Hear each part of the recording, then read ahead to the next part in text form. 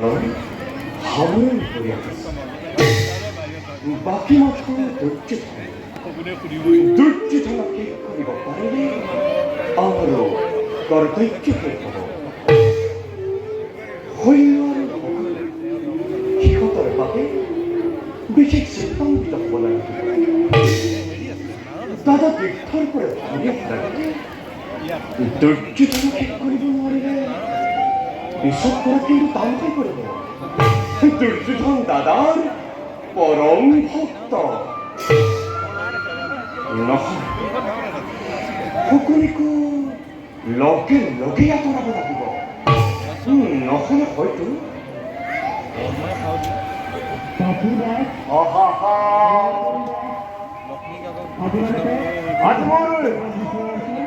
পৰম সৌভাগ্য আহি আহি নাৰায়ণৰ আগতে ওলালহি প্ৰধান যদুপতি মামা তোমাৰ কথা কি ভাবি আছিলো কুৰুক্ষেত্ৰৰ ভাৱেই মোৰ কথা ভাবিছিলানে নে কুৰুক্ষেত্ৰ ভাৱৰ মাজতে মোৰ কথা ভাবিছিলা মাজুতি মামা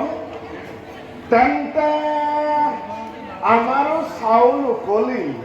কিয় মামা অতদিনে ডাঙৰ ডাঙৰ গ্ৰহ নক্ষত্ৰবিলাক গণনা কৰি আছিলা দেখি আমি চকুত পৰা নাছিলো আৰু যদুপতিয়ে যেতিয়া সেইবিলাক শেষ কৰি সৰু সুৰা তৰাৰ লেখত ধৰিলাহি আমি পপীয়া তৰা আমাক পঢ়াবাই মামা তুমি কিন্তু বৰ চতুৰ সকলোখিনি যদুপতিৰ পৰাই ধাৰ কৰা বাৰু মামা এটা কথা সুধো কবানে অন্তৰ্যামী নাৰায়ণে নকলেও জানিব বাৰু কোৱাচোন এই কুৰুক্ষেত্ৰ খবৰত তুমি বাৰু কাৰ পৰাজয় হ'লে ভাল পোৱা পৰাজয় পৰাজয় হ'বলৈ আৰু বাকী নাই জনাৰ্দন এতিয়া ভাল পাইছো নে বেয়া পাইছো যদুপতিয়ে জানেই মামা কৌৰৱৰ আশ্ৰয়ত থাকি দুৰ্যোধনৰ ইমান বিশ্বাসভাজন হৈ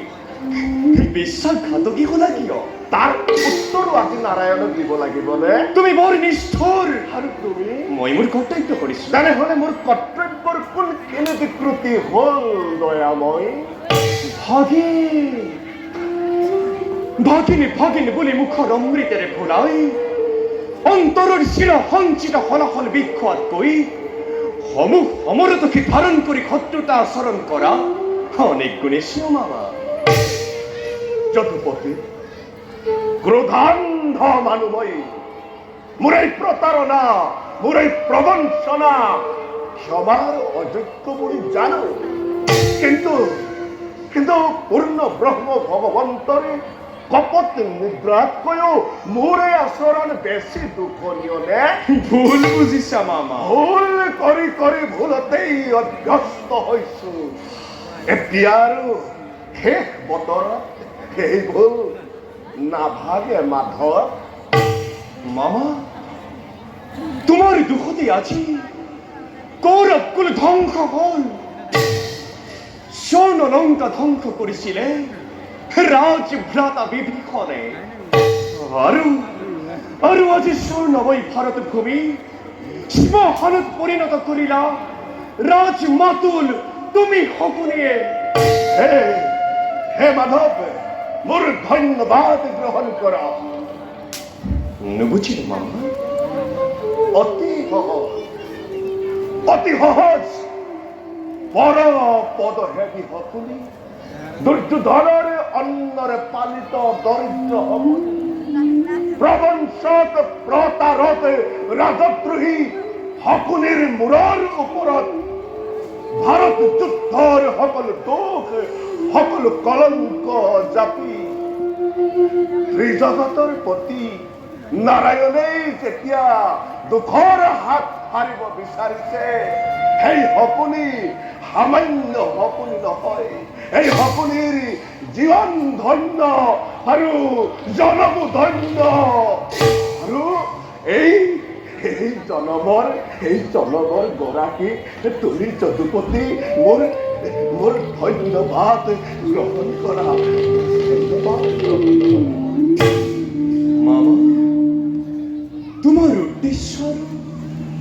উদ্দেশ্যই কি নহয় তোমাৰ উদ্দেশ্য প্ৰতিশোধ ধ্বংস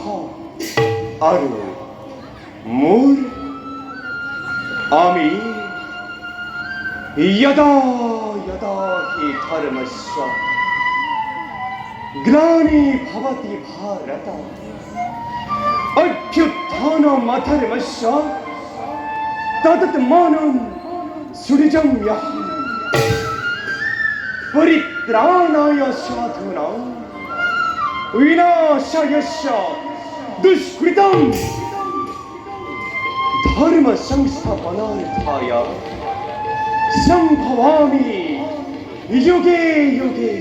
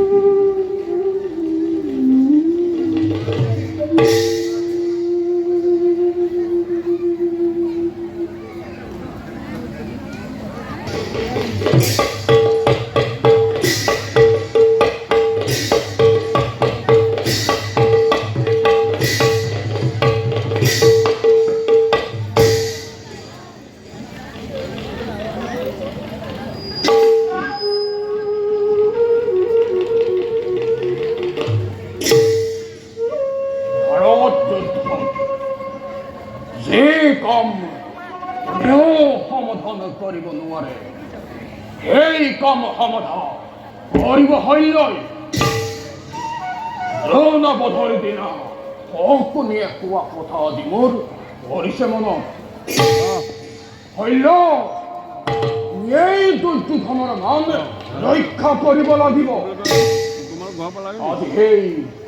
অপূৰ্ব সুযোগ দুৰ্যোধন দিনে অদৈত্যজনকে সেনাপতি পাতি শক্তি ক্ষয় কৰি ভুল কৰি আছিলা তাক আজি বুজিব নিশ্চয় ছত্ৰপতিক কুৰুক্ষেত্ৰৰ আদি সেনাপতি পতা হলে হস্তিনাপুৰত প্ৰতি সেনা অবলাৰ ব্যক্তি সেনাপুত্ৰ কন্যাৰ কৰুণ বিননি সুধিব নালাগিলে এফালে দুৰ্ঘোৰ ৰণ লাগিছে আৰু তুমি আহি ইয়াতে প্ৰাকৃতিক সৌন্দৰ্য উপভোগ কৰি আছাহি নিজৰ দায়িত্ব বুজে শুনি সন্তোষ পালো অৰ্জুন কওক যুদ্ধক্ষেত্ৰত গুৰু সেনা এফালৰ পৰা পিহি আনিছে তুমি কিয় তোমাক বিচাৰি মোৰ কোনো আৱশ্যক নাই যুদ্ধ কৰা আমাৰ জয় অনিবাৰ্য কিন্তু মই ইয়াতে হিমাৰ্জুনৰ বাবে অপেক্ষা কৰি কিন্তু সেনাপতিক নেদেখি আমাৰ সৈন্যই তৰ্ক নালাগে মামা কৌৰৱৰ সেনাপতি মই মোৰ আদেশ যোৱা যুদ্ধ কৰা আৰু যদি তোমাৰ আদেশ পালন নকৰো তেতিয়া কুৰুপতি মামা বোলে ক্ষমা নকৰিম কুৰুক্ষেত্ৰত কাপুৰুষৰ স্থান নাই যোৱা যুদ্ধ কৰা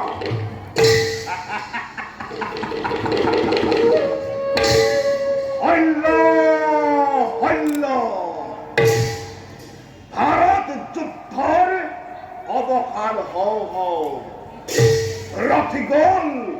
মহাৰথী গল অক্ষহীনী সেনা নিপাত ভাৰতৰ অতুল প্ৰতাপী ৰজা দুৰ্যোধন ভাতৃহীন হল শক্তিহীন হল কিন্তু অথচ উন্মাদগ্ৰস্ত অৱস্থাটো সকলোক ৰঙা চকুত দেখুৱাই আদেশ দিবলৈ হাত পৰা নাছিল গুৰুকুলৰ উপদেশক বুলি দুৰ্যোধনৰ মাতুল বুলি ভাৰতে আজি শকুনিলৈ ভয় কৰা নাই। ভাৰতে আজি শকুনিলৈ ভয় কৰিছে শকুনি বুলি। আৰু শুনাকৈ যি আজি যুদ্ধৰ তুমি চতুৰ্থ সেনাপতি হৈ নিজে নিজে গৌৰৱ কৰি মোৰে ওপৰত প্ৰভুত্ব খটুৱাব খুজিছা, এই শকুনিয়েই ভাৰত যুদ্ধৰ উদ্বোধন কৰিছে। যৱনিকা পেলাব শকুনিয়ে। মামা, তোমাৰ উদ্দেশ্য? মোৰ উদ্দেশ্য এশ স্তূপৰ মাজত মোৰ অৰ্থহাস্য শুনা নাছিলা? পাখা খেলত পিতৃ অস্থি নিৰ্মিত কাকতি দেখিও বুজিব নোৱাৰিলা মোৰ উদ্দেশ্য? যুধিষ্ঠিৰ বায়ু বেগেৰে লৌৰি আহিছে, তুমি হলা যুদ্ধৰ চতুৰ্থ সেনাপতি। গতিকে তুমি আগবাঢ়া, পৰপাৰত নিয়তিৰ ভেৰি বাজি উঠিল। আগবাঢ়া, আগবাঢ়া।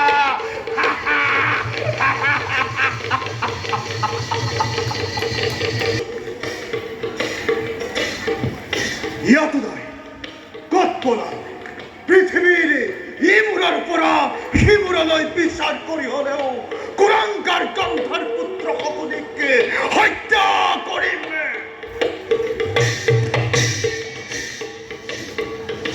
শল্য গ'ল। সহদেৱে চাগে মোকে বিচাৰি ফুৰিছে।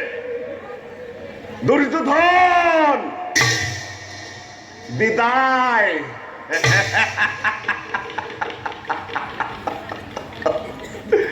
যে শকুনিৰ নিৰান্নবৰিত ভাতৃক অন্ধকাৰাগাৰত এমুঠি অন্নৰ কাৰণে তিল তিলকৈ হত্যা কৰিছিলা, সেই শকুনিয়েও তোমাৰো নিৰান্নবৰিত ভাতৃক কাল চক্ৰত পেলাই অন্ধা ধৃতৰাষ্ট্ৰৰ বুকুতে একোখন চিতা জ্বলাই মোৰ প্ৰতিজ্ঞা মই অক্ষৰে অক্ষৰে পালন কৰিলো। আজি মোৰ কৰ্তব্য শেষ। মামা, কি চক খাই উঠিলা যে? পূজা শেষ কৰি তোমাকে অপেক্ষা কৰি আছিলো শপদেৱ। ঠিক সময়তে আহিছা। আজি পুণ্য কুৰুক্ষেত্ৰত গুৰুকুলৰ মন্ত্ৰণদাতা ভাৰতৰ ধমকেতু মানৱ জন্মৰ প্ৰহেলিকা শকুনিৰ আজি শেষ নিশ্বাসত ভাৰত যুদ্ধৰ সামৰণি পৰব। কিন্তু সেই বুলি আত্মসমৰ্পণ নকৰো। প্ৰতিহিংসা পৰায়ণ ক্ষত্ৰিয়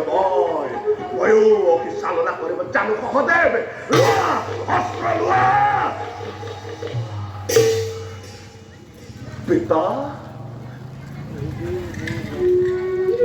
পিতা, পিতা, পিতা, জন্মদাতা,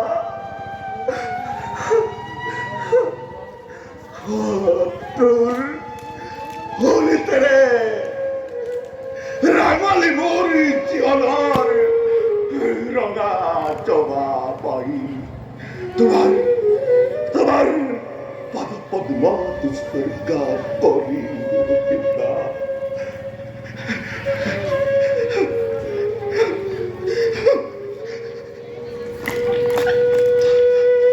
গন্ধাৰী ধৃতৰাষ্ট্ৰ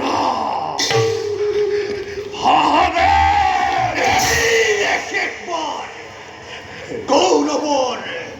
ভাগ্য বিধাতা মৃত্যুৰ আগতে শিৰচ্ছেদ কৰাৰ আগতে সুশ্যামল ভাৰত ভূমিকে শেষবাৰৰ বাবে চাই লওক। সহদেৱ, ভাৰত ভূমিক হকুনিয়ে হুস্য আমল কৰি ৰখা নাই সীতাগ্নি চাইতে পৰিণত কৰিছো কৌৰৱৰ কৌৰৱ কৌৰৱ কৰি ৰখা নাই কৌৰৱৰ গৌৰৱ মই ধলেত মিহলাই দিছো ৰজা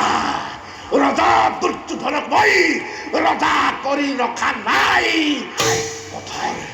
কাষে কাষে বুকু ভাঙি ভাঙি কান্দিবলৈ ভাৰতৰ শ্মশান ঘাটত এৰি দিছো জাতিদ্ৰোহী তাৰ তাৰ পুৰস্কাৰ গ্ৰহণ কৰ যিসকলে ৯৯টা ভাতৃক মৃত্যুদণ্ড দিয়াব পাৰে সেই সকলে মৃত্যু গ্ৰহণ কৰিব জানে সহদেৱ আজি মোৰ মৃত্যু নহয় আজি মোৰ মুক্তি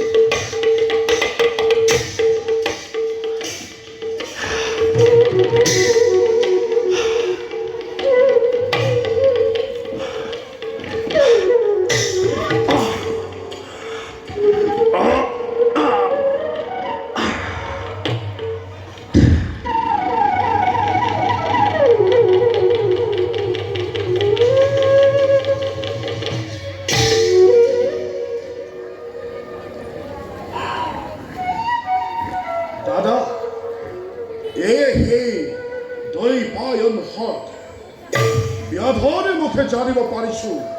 ইয়াতে দুৰ্যোধন আছে লুকা ধৰ্মৰাজ ইয়াতে থাকি যদি কৰা তিৰস্কাৰ সোধা কথা মানে দুৰ্যোধনে কদাপি নকৰিব সহ্য উঠি আহিব ৰং দিবলৈ দাদা ধৰ্মৰাজ সম্ভাষণ জনোৱা তিতা কথাৰে বনৰীয়া মহাশত্ৰু ভাতৃক তোমাৰ মহাৰাজ দুৰ্যোধন আমাৰ ভয়ত পানীৰ তলত লুকাই কিয় তুমি চোৰৰ দৰে ৰাখিছা জীৱন এনেদৰে থাকি জানো লাজ পোৱা নাই অহংকাৰ অভিমান সন্মান তোমাৰ সকলো দিশা বিসৰ্জন তুমি বিনা যুদ্ধে পঞ্চ পাণ্ডৱক 5খন গাঁও নিদিও বুলি কৈছিলা চোৱা পঞ্চ পাণ্ডৱে আজি নিৰিশ বাহুবলে ৰাজসিংহাসন কৰিলে অধিকাৰ এনে সময়তো তুমি বিশ্ৰাম লভিছ ভগৱান সত্যময় নোৱাৰ কৰিব ৰবা ৰবা কৈছো দিম মই শক্তিৰ চিনাকি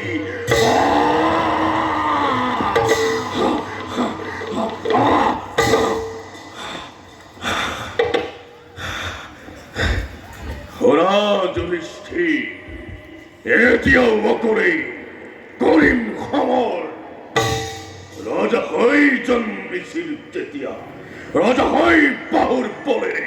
ভঞ্জিম মেদিনী যথোচিত আহিলে সময় ৰজা হৈ ৰম্যই অন্তিম মেলাদি দৰিদ্ৰ ভিক্ষুক কিম্বা কাপুৰুষ ৰূপে কোনোদিনে দুৰ্যোধনে কৰা নাই জীৱনত অমৰতহীন নকৰো আজিও জানিবা ধৰো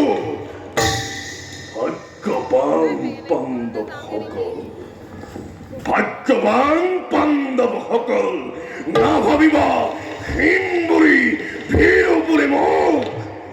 শৰীৰত শক্তি মোৰ আছে এতিয়াও চাব পাৰা তাৰ পৰীক্ষা তোলাই অকলশৰীয়া হৈ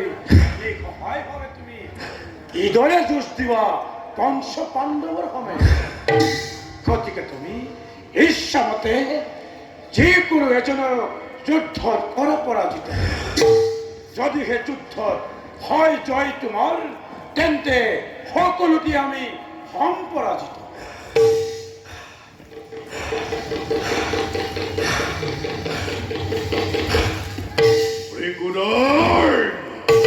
ব্ৰিকুদাৰ হব মোৰ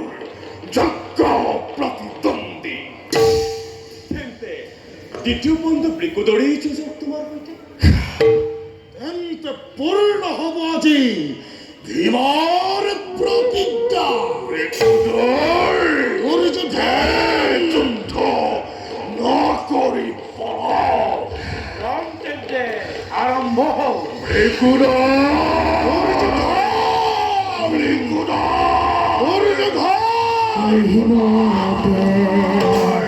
দুয়োজনে যুদ্ধ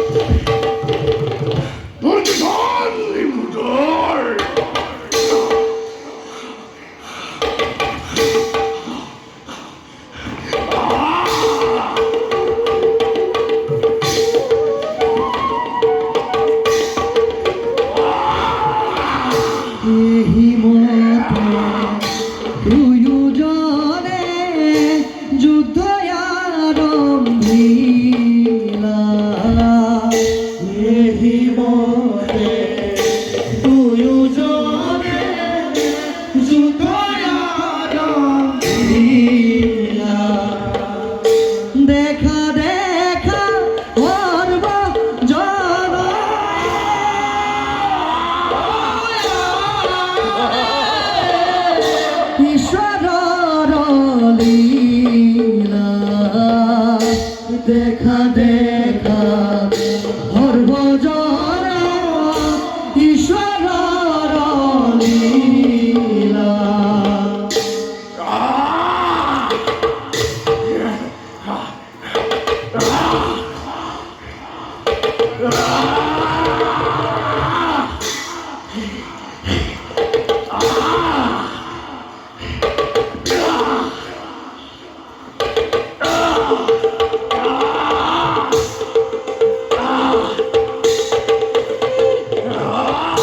হেন জানি নরনুকে এদায়ার কাম নজানি নরনুকে এদায়ার কাম